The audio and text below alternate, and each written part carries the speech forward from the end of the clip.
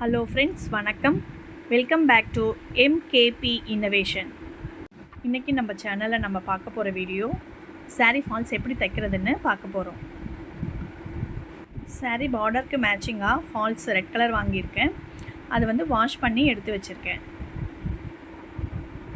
சாரியோட முந்தானி பக்கம் இல்லாமல் உள் பக்கம் நம்ம எடுப்போம் இல்லைங்களா, அதில் 10 இன்ச்சஸ்ஸு அளந்து எடுத்துக்கோங்க. அந்த 10 இன்ச்சஸ் கேப் விட்டுட்டு தான் நான் எப்பயுமே சாரீ ஃபால்ஸ் வைக்க ஆரம்பிப்பேன்.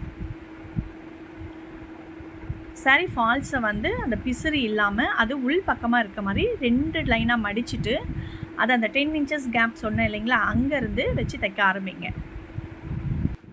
ஃபால்ஸும் சாரியோட ஓரமும் ஒரு பாயிண்ட் அளவுக்கு சேர்த்த மாதிரி தைச்சிட்டே வரணும்.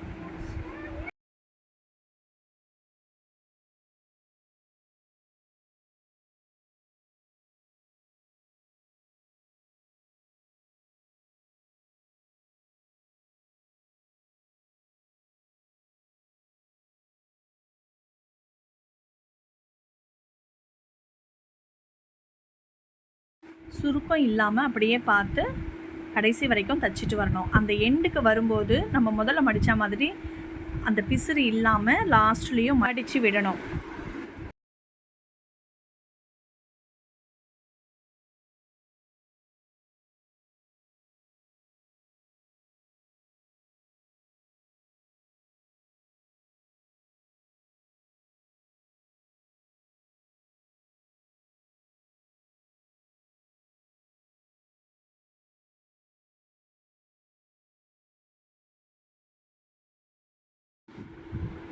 இப்போ ஃபால்ஸோட அடுத்த பக்கமும் தைக்க போகிறோம். அந்த இடத்துல நீடில் அப்படியே நிறுத்திட்டு புடவையை உள்ளே கொடுத்து பத்திரமா திருப்பி விடணும். இப்படி புடவையை விடும்போது அந்த புடவை வீலில் சுத்தாத மாதிரி பக்குவமாக பத்திரமா விடணும். ஒரு சில சமயம் அந்த வீலில் நம்ம பாட்டு நீங்கள் தச்சிட்டே இருக்கும்போது வீலில் போய் புடவை சிக்கிக்கும். அதை நம்ம கவனிக்கவே மாட்டோம். அது ரொம்ப ரிஸ்க் ஆகிடும். துணி கிழிகிற வாய்ப்பும் இருக்குது. அதனால் புடவையை விடும்போது கொஞ்சம் தள்ளிட்டாப்பில் பார்த்து விடணும்.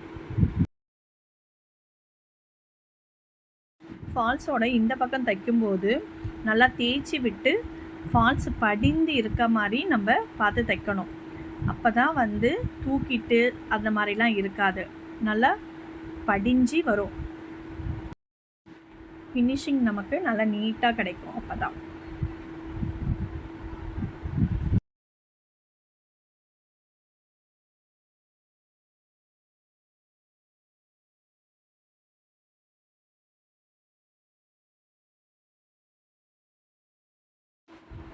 இப்போ ஃபால்ஸு தச்சு முடிக்க போகிறோம். நல்லா நீட்டாக வந்திருக்கு பாருங்கள். ஃபால்ஸ் எப்படி ரொம்ப ஈஸியாக தைக்கிறதுன்னு இப்போ பார்த்தோம். இந்த மாதிரி நிறைய வீடியோஸ் பார்க்க என்னோடய சேனல் எம்கேபி இன்னோவேஷனை சப்ஸ்கிரைப் பண்ணி லைக் பண்ணுங்கள் ஃப்ரெண்ட்ஸ். Thank you all.